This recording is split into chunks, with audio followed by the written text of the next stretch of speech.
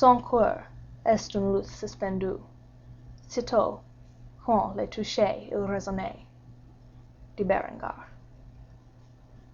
During the whole of a dull, dark, and soundless day, in the autumn of the year, when the clouds hung oppressively low in the heavens, I had been passing alone, on horseback, through a singularly dreary tract of country, and at length found myself, as the shades of the evening drew on, within view of the melancholy House of Usher.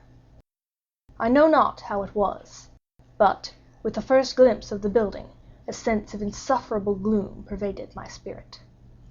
I say insufferable, for the feeling was unrelieved by any of that half-pleasurable, because poetic, sentiment, with which the mind usually receives even the sternest natural images of the desolate or terrible. I looked upon the scene before me, upon the mere house and the simple landscape features of the domain, upon the bleak walls, upon the vacant, eye-like windows, upon a few rank sedges, and upon a few white trunks of decayed trees, with an utter depression of soul which I can compare to no earthly sensation more properly than to the after-dream of the reveller upon opium, the bitter lapse into everyday life, the hideous dropping off of the veil. There was an iciness, a sinking, a sickening of the heart, an unredeemed dreariness of thought, which no goading of the imagination could torture into aught of the sublime. What was it, I paused to think, what was it that so unnerved me in the contemplation of the House of Usher? It was a mystery all insoluble, nor could I grapple with the shadowy fancies that crowded upon me as I pondered. I was forced to fall back upon the unsatisfactory conclusion that, while beyond doubt there are combinations of very simple natural objects which have the power of thus affecting us, still the analysis of this power lies among considerations beyond our depth. It was possible, I reflected, that a mere different arrangement of the particulars of the scene, of the details of the picture, would be sufficient to modify, or perhaps to annihilate, its capacity for sorrowful impression; and, acting upon this idea, I reined my horse to the precipitous bank of a black and lurid tarn that lay in unruffled lustre by the dwelling, and gazed down, but with a shudder even more thrilling than before, upon the remodelled and inverted images of the grey sedge, and the ghastly tree stems, and the vacant and eye-like windows. Nevertheless, in this mansion of gloom I now proposed to myself a sojourn of some weeks. Its proprietor, Roderick Usher, had been one of my boon companions in boyhood, but many years had elapsed since our last meeting. A letter, however, had lately reached me in a distant part of the country, a letter from him, which, in its wildly importunate nature, had admitted of no other than a personal reply. The MS gave evidence of nervous agitation. The writer spoke of acute bodily illness, of a mental disorder which oppressed him, and of an earnest desire to see me, as his best, and indeed his only, personal friend, with a view of attempting, by the cheerfulness of my society, some alleviation of his malady. It was the manner in which all this, and much more, was said, it was the apparent heart that went with his request, which allowed me no room for hesitation, and I accordingly obeyed forthwith what I still considered a very singular summons. Although, as boys, we had been even intimate associates, yet I really knew little of my friend. His reserve had been always excessive and habitual. I was aware, however, that his very ancient family had been noted, time out of mind, for a peculiar sensibility of temperament, displaying itself, through long ages, in many works of exalted art, and manifested, of late, in repeated deeds of munificent yet unobtrusive charity, as well as in a passionate devotion to the intricacies, perhaps even more than to the orthodox and easily recognizable beauties, of musical science. I had learned, too, the very remarkable fact that the stem of the Usher race, all time honored as it was, had put forth, at no period, any enduring branch. In other words, that the entire family lay in the direct line of descent, and had always, with very trifling and very temporary variation, so lain. It was this deficiency, I considered, while running over in thought the perfect keeping of the character of the premises with the accredited character of the people, and while speculating upon the possible influence which the one, in the long lapse of centuries, might have exercised upon the other.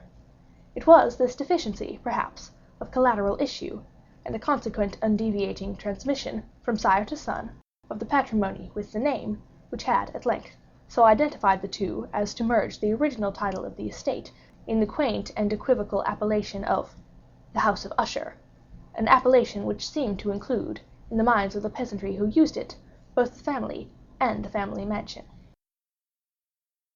I have said that the sole effect of my somewhat childish experiment, that of looking within the tarn, had been to deepen the first singular impression.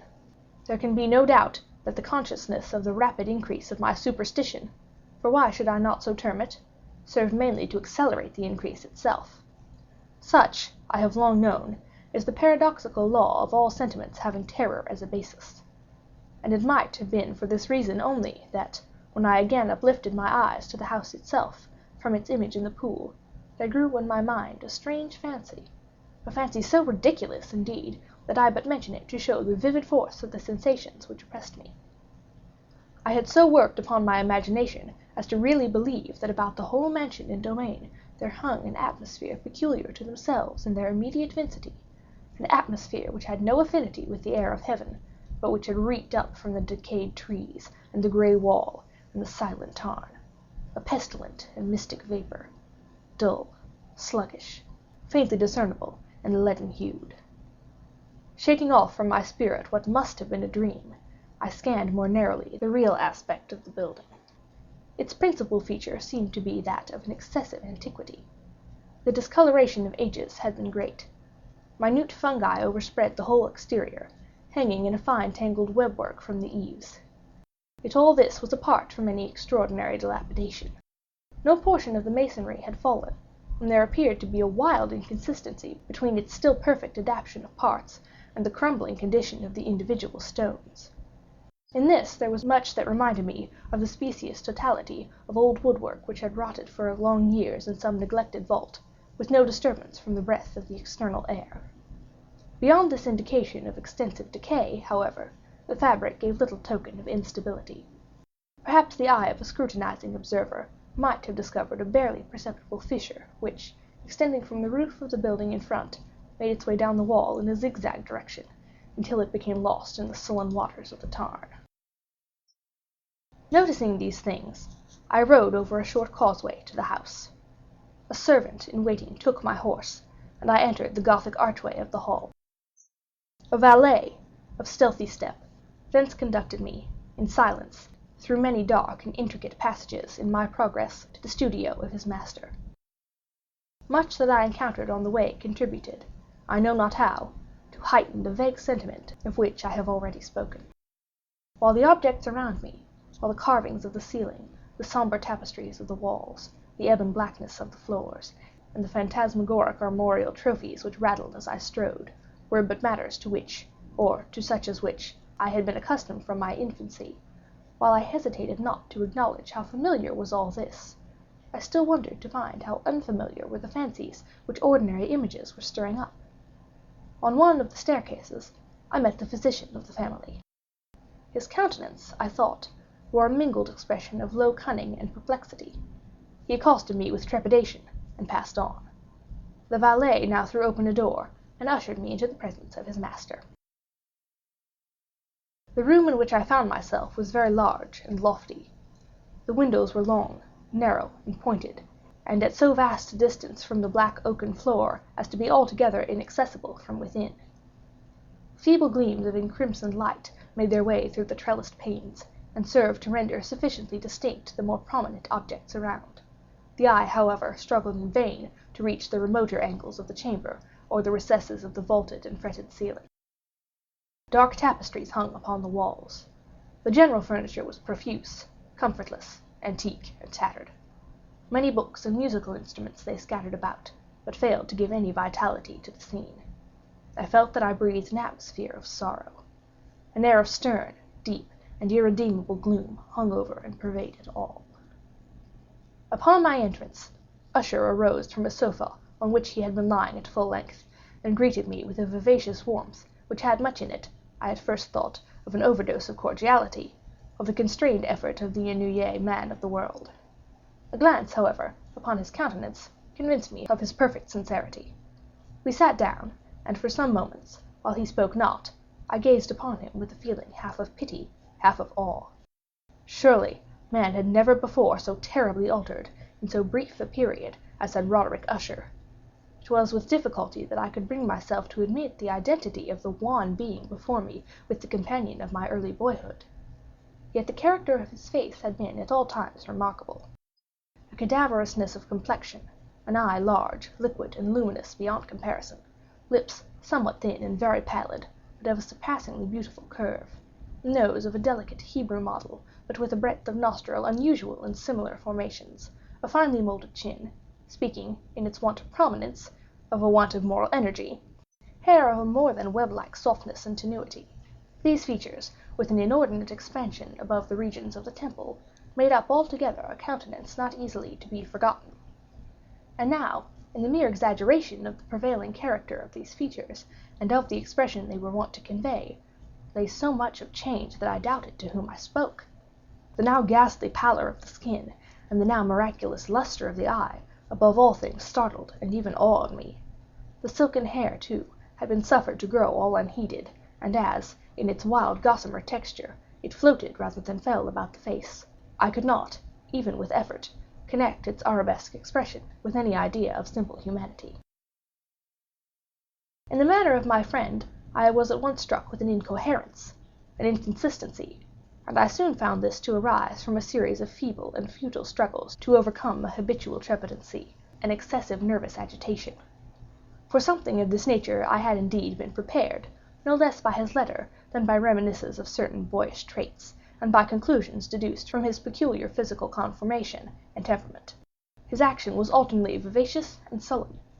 His voice varied rapidly from a tremulous indecision, when the animal spirit seemed utterly in abeyance, to that species of energetic concision, that abrupt, weighty, unhurried, and hollow-sounding enunciation, that leaden, self-balanced, and perfectly modulated guttural utterance, which may be observed in the lost drunkard or the irreclaimable eater of opium during the periods of his most intense excitement.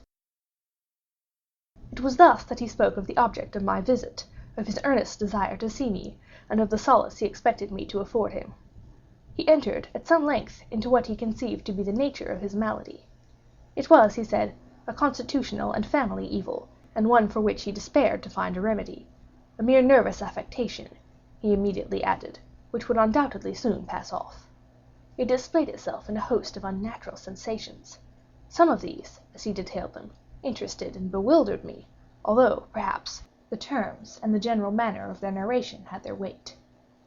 He suffered much from a morbid acuteness of the senses. The more insipid food was alone endurable. He could wear only garments of certain texture. The odors of all flowers were oppressive.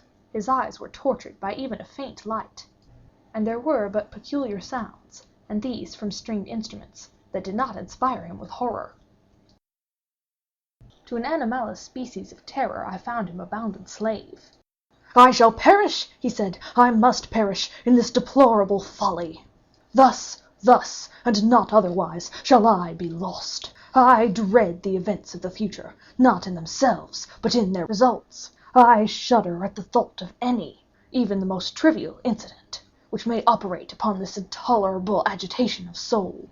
I have, indeed, no abhorrence of danger, except in its absolute effect of terror.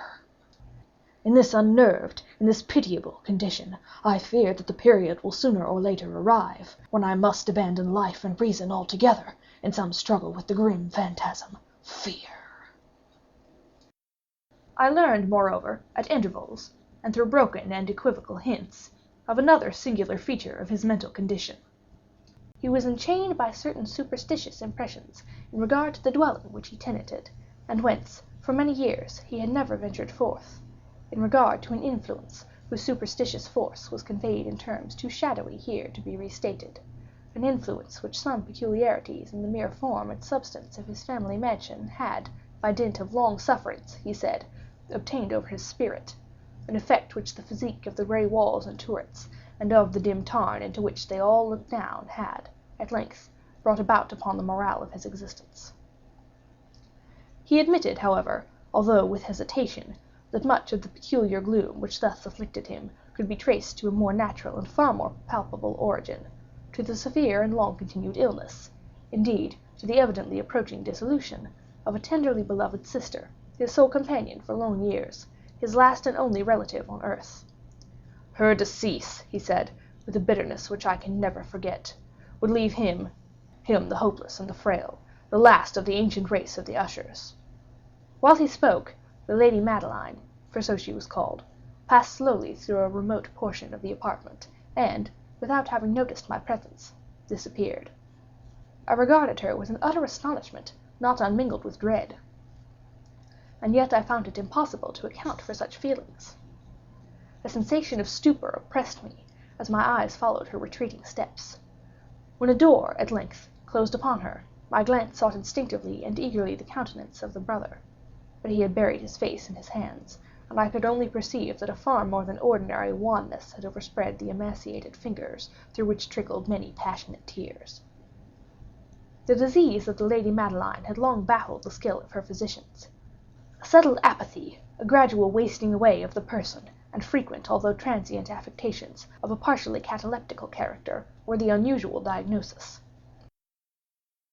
Hitherto she had steadily borne up against the pressure of her malady, and had not betaken herself finally to bed; but, on the closing in of the evening of my arrival at the house, she succumbed, as her brother told me at night with inexpressible agitation, to the prostrating powers of the destroyer, and I learned that the glimpse I had obtained of her person would thus probably be the last I should obtain; that the lady, at least while living, would be seen by me no more. For several days ensuing, her name was unmentioned either by Usher or myself, and during this period I was busied in earnest endeavors to alleviate the melancholy of my friend.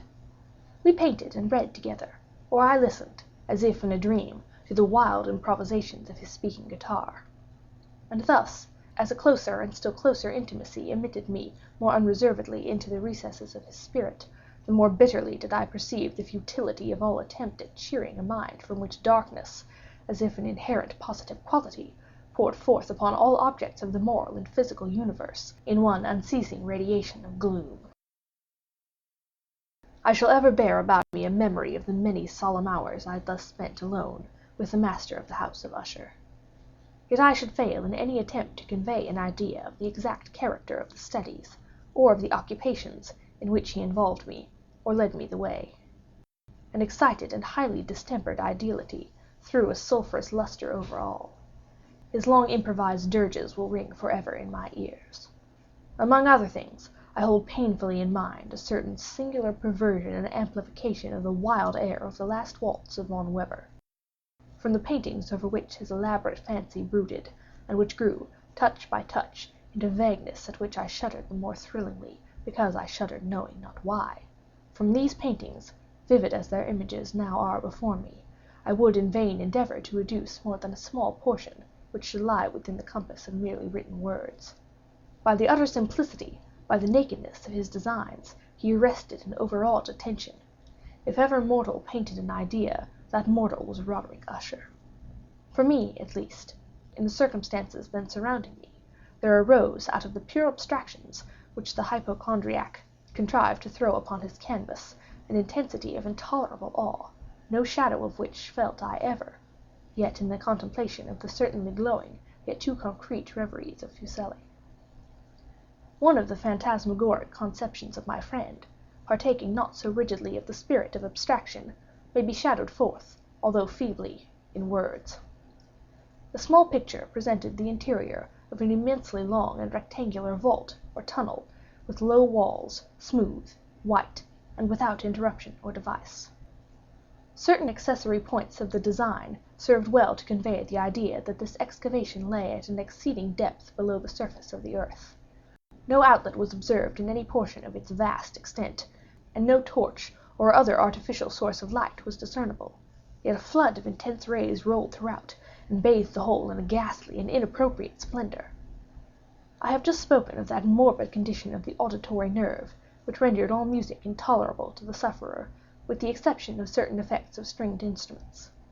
It was, perhaps, the narrow limits to which he thus confined himself upon the guitar, which gave birth, in great measure, to the fantastic character of his performances. But the fervid facility of his impromptus could not be so accounted for. They must have been, and were, in the notes, as well as in the words of his wild fantasies, for he not unfrequently accompanied himself with rhymed verbal improvisations, the result of that intense mental collectedness and concentration to which I have previously alluded as observable only in particular moments of the highest artificial excitement. The words of one of these rhapsodies I have easily remembered. I was, perhaps, the more forcibly impressed with it as he gave it, because, in the under or misty current of its meaning, I fancied that I perceived, and for the first time, a full consciousness on the very part of Usher of the tottering of his lofty reason upon her throne. The verses, which were entitled "The Haunted Palace," ran very nearly, if not accurately, thus: 1. In the greenest of our valleys, by good angels tenanted, once a fair and stealthy palace, radiant palace, reared its head. In the monarch thought's dominion it stood there. Never seraph spread a pinion over fabric half so fair. 2. Banners yellow, glorious, golden, on its roof did float and flow. This, all this, was in the olden time, long ago. And every gentle air that dallied in that sweet day, along the ramparts plumed and pallid, a winged odor went away. 3. Wanderers in that happy valley through two luminous windows saw spirits moving musically to a lute's well-tuned law. Round about a throne where sitting, Porphyrogene, in state his glory well befitting, the ruler of the realm was seen. 4. And all with pearl and ruby glowing was the fair palace door, through which came flowing, flowing, flowing, and sparkling evermore, a troop of echoes whose sweet duty was but to sing, in voices of surpassing beauty, the wit and wisdom of their king. 5. But evil things, in robes of sorrow, assailed the monarch's high estate. Ah, let us mourn, for never morrow shall dawn upon him, desolate. And round about his home the glory that blushed and bloomed is but a dim remembered story of the old time entombed.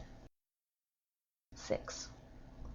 And travelers now within that valley through the red-litten windows see vast forms that move fantastically to a discordant melody, while like a rapid ghastly river through the pale door a hideous throng rush out forever and laugh, but smile no more.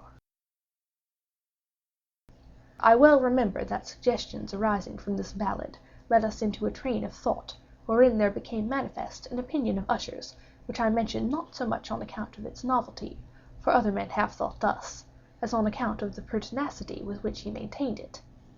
This opinion, in its general form, was that of the sentience of all vegetable things.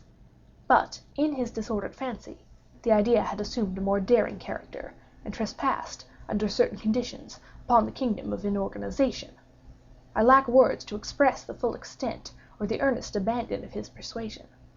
The belief, however, was connected, as I have previously hinted, with the grey stones of the home of his forefathers. The conditions of the sentience had been here, he imagined, fulfilled in the method of collocation of these stones, in the order of their arrangement, as well as in that of the many fungi which overspread them, and of the decayed trees which stood around, above all, in the long and disturbed endurance of this arrangement, and in its reduplication in the still waters of the tarn. Its evidence, the evidence of the sentience, was to be seen, he said, and here I started as he spoke, in the gradual yet certain condensation of an atmosphere of their own about the waters and the walls. The result was discoverable, he added, in that silent, yet importunate and terrible influence which for centuries had molded the destinies of his family, and which made him what I saw him now, what he was. Such opinions need no comment, and I will make none. Our books, the books which, for years, had formed no small portion of the mental existence of the invalid, were, as might be supposed, in strict keeping with this character of phantasm. We pored together over such works as the Brevet et Chartreuse of Gresset, the Belphegor of Machiavelli, the Heaven and Hell of Swedenborg, the Subterranean Voyage of Nicholas Klim by Holberg, the Chiromancy of Robert Flood, of Jean de Dagenet, and of de la Chambre, the Journey into the Blue Distance of Tieck, and the City of the Sun by Campanella. One favorite volume was a small octavio edition of the Directorium Inquisitorium by the Dominican Eimerick de Gueron, and there were passages in Pomponius Mela about the old African satyrs and oegopans, over which Usher would sit dreaming for hours. His chief delight, however, was found in the perusal of an exceedingly rare and curious book in quarto Gothic, the manual of a forgotten church, the Vigile Mortuorum Secundum Coram Ecclesiae Magentinae. I could not help thinking of the wild ritual of this work, and of its probable influence on the hypochondriac, when, one evening, having informed me abruptly that the Lady Madeline was no more, he stated his intention of preserving her corpse, for a fortnight, previously to its final interment, in one of the numerous vaults within the main walls of the building. The worldly reason, however, assigned to this singular proceeding was one which I did not feel at liberty to dispute. The brother had been led to his resolution, so he told me, by consideration of the unusual character of the malady of the deceased, of certain obtrusive and eager inquiries on the part of her medical men, and of the remote and exposed situation of the burial ground of the family. I will not deny that when I called to mind the sinister countenance of the person whom I had met upon the staircase on the day of my arrival at the house, I had no desire to oppose what I regarded as at best but a harmless, and by no means an unnatural precaution. At the request of Usher, I personally aided him in the arrangements for the temporary entombment. The body having been encoffined, we two alone bore it to its rest. The vault in which we placed it, and which had been so long unopened that our torches, half smothered in its oppressive atmosphere, gave us little opportunity for investigation, was small, damp, and entirely without means of admission for light, lying at great depth immediately beneath that portion of the building in which was my own sleeping apartment. It had been used, apparently, in remote feudal times for the worst purposes of a donjon keep, and in later days, as a place of deposit for powder, or some other highly combustible substance, as a portion of its floor, and the whole interior of a long archway through which we reached it, were carefully sheathed with copper.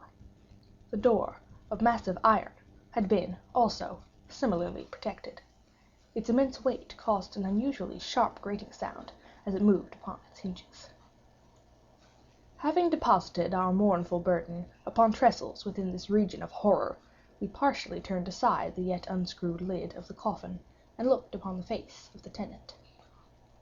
A striking similitude between the brother and sister now first arrested my attention, and Usher, divining, perhaps, my thoughts, murmured out some few words, from which I learned that the deceased and himself had been twins, and that sympathies of a scarcely intelligible nature had always existed between them. Our glances, however, rested not long upon the dead, for we could not regard her unawed. The disease which had thus entombed the lady in the maturity of youth had left, as usual in all maladies of a strictly cataleptical character, the mockery of a faint blush upon the bosom and the face, and that suspiciously lingering smile upon the lip which is so terrible in death. We replaced and screwed down the lid, and having secured the door of iron, made our way, with toil, into the scarcely less gloomy apartments of the upper portion of the house. And now, some days of bitter grief having elapsed, an observable change came over the features of the mental disorder of my friend. His ordinary manner had vanished. His ordinary occupations were neglected or forgotten. He roamed from chamber to chamber with hurried, unequal, and objectless step. The pallor of his countenance had assumed, if possible, a more ghastly hue, but the luminousness of his eye had utterly gone out. The once occasional huskiness of his tone was heard no more, and a tremulous quaver, as if of extreme terror, habitually characterized his utterance. There were times, indeed, when I thought his unceasingly agitated mind was laboring with some oppressive secret, to divulge which he struggled for the necessary courage. At times, again, I was obliged to resolve all into the mere inexplicable vagaries of madness, for I beheld him gazing upon vacancy for long hours in an attitude of the profoundest attention, as if listening to some imaginary sound. It was no wonder that his condition terrified, that it infected me. I felt creeping upon me, by slow yet certain degrees, the wild influences of his own fantastic yet impressive superstitions. It was, especially, upon retiring to bed, late in the night of the 7th or 8th day after the placing of Lady Madeline within the donjon, that I experienced the full power of such feelings. Sleep came not near my couch, while the hours waned and waned away. I struggled to reason off the nervousness which had dominion over me.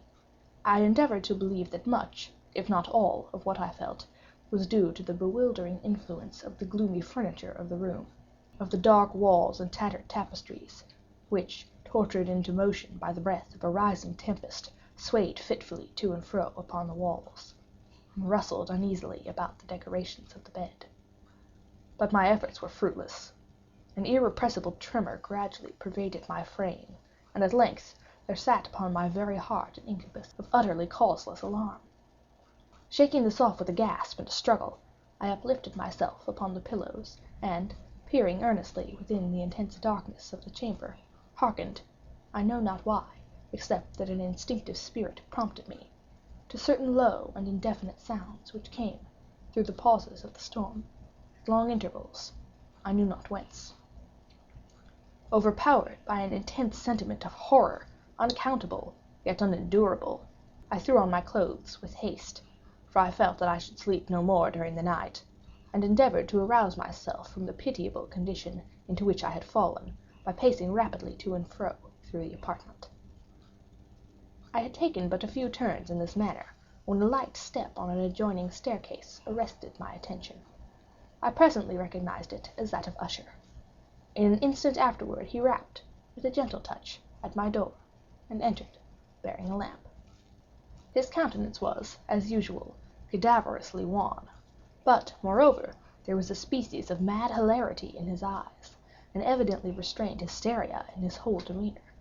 His air appalled me, but anything was preferable to the solitude which I had so long endured, and I even welcomed his presence as a relief. "And have you not seen it?" he said abruptly, after having stared about him for some moments in silence. "Have you not then seen it? But stay, you shall." Thus speaking, and having carefully shaded his lamp, he hurried to one of the casements, and threw it freely open to the storm. The impetuous fury of the entering gust nearly lifted us from our feet. It was, indeed, a tempestuous yet sternly beautiful night, and one wildly singular in its terror and its beauty. A whirlwind had apparently collected its force in our vicinity, for there were frequent and violent alterations in the direction of the wind, and the exceeding density of the clouds, which hung so low as to press upon the turrets of the house, did not prevent our perceiving the lifelike velocity with which they flew careering from all points against each other, without passing away into the distance. I say that even their exceeding density did not prevent our perceiving this, yet we had no glimpse of the moon or stars, nor was there any flashing forth of the lightning. But under the surfaces of the huge masses of agitated vapor, as well as all terrestrial objects immediately around us, were glowing in the unnatural light of a faintly luminous and distinctly visible gaseous exhalation which hung about and enshrouded the mansion. "You must not, you shall not behold this," said I, shudderingly, to Usher, as I led him, with a gentle violence, from the window to a seat. "These appearances, which bewilder you, are merely electrical phenomena, not uncommon, or it may be that they have their ghastly origin in the rank miasma of the tarn. Let us close this casement. The air is chilling and dangerous to your frame. Here is one of your favorite romances. I will read, and you shall listen, and so we will pass away this terrible night together." The antique volume which I had taken up was the Mad Tryst of Sir Lancelot Canning, but I had called it a favorite of Usher's more in sad jest than in earnest, for in truth there was little in its uncouth and unimaginative prolixity which could have had interest for the lofty and spiritual ideality of my friend.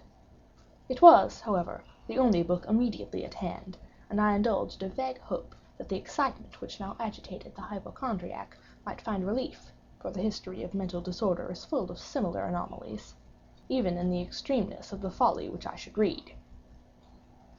Could I have judged, indeed, by the wild, overstrained air of vivacity with which he hearkened, or apparently hearkened, to the words of the tale, I might well have congratulated myself upon the success of my design.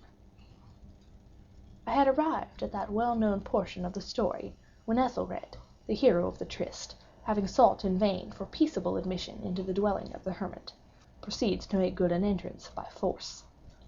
Here, it will be remembered, the words of the narrative run thus: "And Ethelred, who was by nature of a doughty heart, and who was now mighty withal, on account of the powerfulness of the wine which he had drunken, waited no longer to hold parley with the hermit, who, in sooth, was of an obstinate and maliceful turn, but, feeling the rain upon his shoulders, and fearing the rising of the tempest, uplifted his mace outright, and, with blows, made quickly room in the plankings of the door for his gauntleted hand.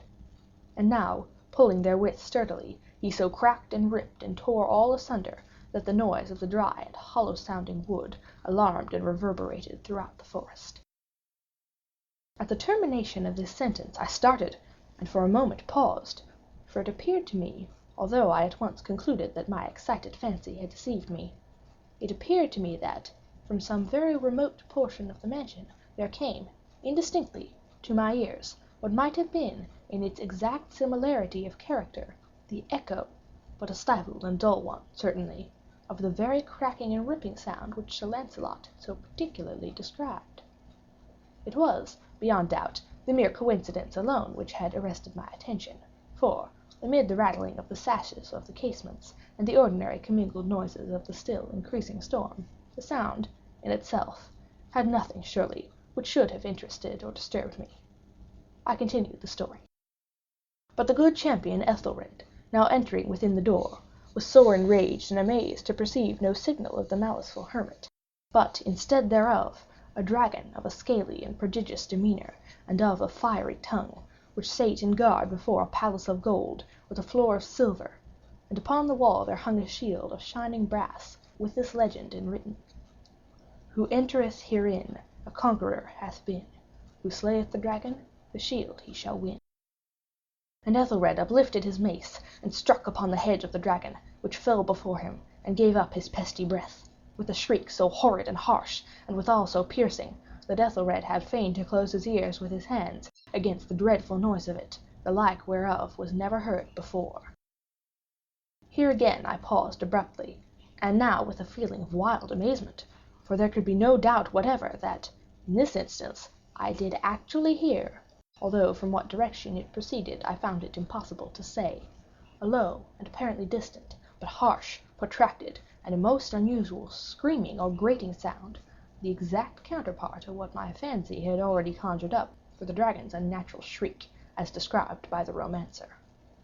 Oppressed, as I certainly was, upon the occurrence of this second and most extraordinary coincidence, by 1,000 conflicting sensations, in which wonder and extreme terror were predominant, I still retained sufficient presence of mind to avoid exciting by any observation the sensitive nervousness of my companion. I was by no means certain that he had noticed the sounds in question, although, assuredly, a strange alteration had, during the last few minutes, taken place in his demeanor.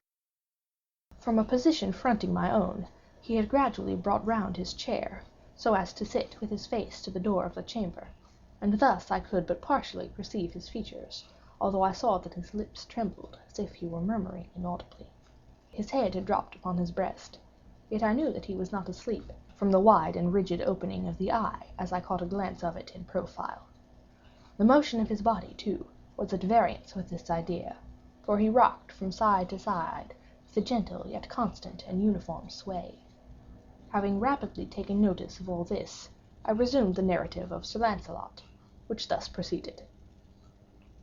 And now, the champion having escaped from the terrible fury of the dragon, bethinking himself of the brazen shield and of the breaking up of the enchantment which was upon it, removed the carcass from out of the way before him, and approached valorously over the silver pavement of the castle to where the shield was hung upon the wall, which, in sooth, tarried not for his full coming, but fell down at his feet upon the silver floor, with a mighty, great, and terrible ringing sound. No sooner had these syllables passed my lips than, as if a shield of brass had indeed, at that moment, fallen heavily upon a floor of silver, I became aware of a distinct, hollow, metallic, and clangorous, yet apparently muffled reverberation. Completely unnerved, I leapt to my feet, but the measured rocking movement of Usher was undisturbed. I rushed to the chair in which he sat. His eyes were bent fixedly before him, and throughout his whole countenance there reigned a stony rigidity. But, as I placed my hand upon his shoulder, there came a strong shudder over his whole person, a sickly smile quivered about his lips, and I saw that he spoke in a low, hurried, and gibbering murmur, as if unconscious of my presence. Bending closely over him, I at length drank in the hideous import of his words. "Not hear it? Yes, I hear it, and have heard it. Long, many minutes, many hours, many days have I heard it, yet I dared not. Oh, pity me, miserable wretch that I am! I dared not speak. We have put her living in the tomb. Said I not that my senses were acute? I now tell you that I heard her first feeble movements in the hollow coffin. I heard them many days ago, yet I dared not speak.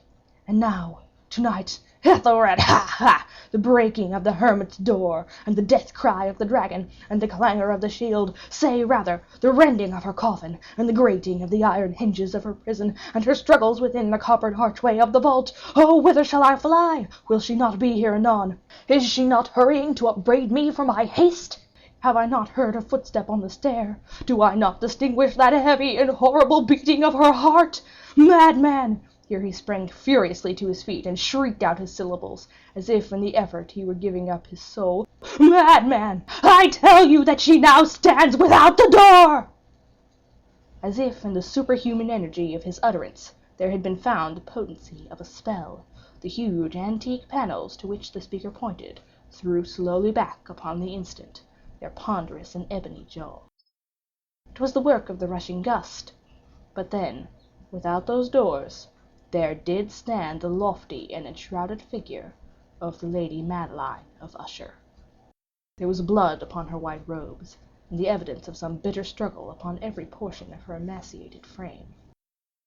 For a moment she remained trembling and reeling to and fro upon the threshold, then, with a low, moaning cry, fell heavily inward upon the person of her brother, and in her violent and now final death agonies bore him to the floor, a corpse, and a victim to the terrors he had anticipated.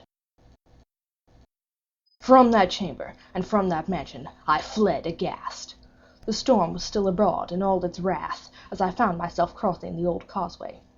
Suddenly there shot along the path a wild light, and I turned to see whence a gleam so unusual could have issued, for the vast house and its shadows were alone behind me. The radiance was that of the full, setting and blood-red moon, which now shone vividly through that once barely discernible fissure, of which I have spoken as extending from the roof of the building in a zigzag direction to the base. While I gazed, this fissure rapidly widened. There came a fierce breath of the whirlwind. The entire orb of the satellite burst once upon my sight.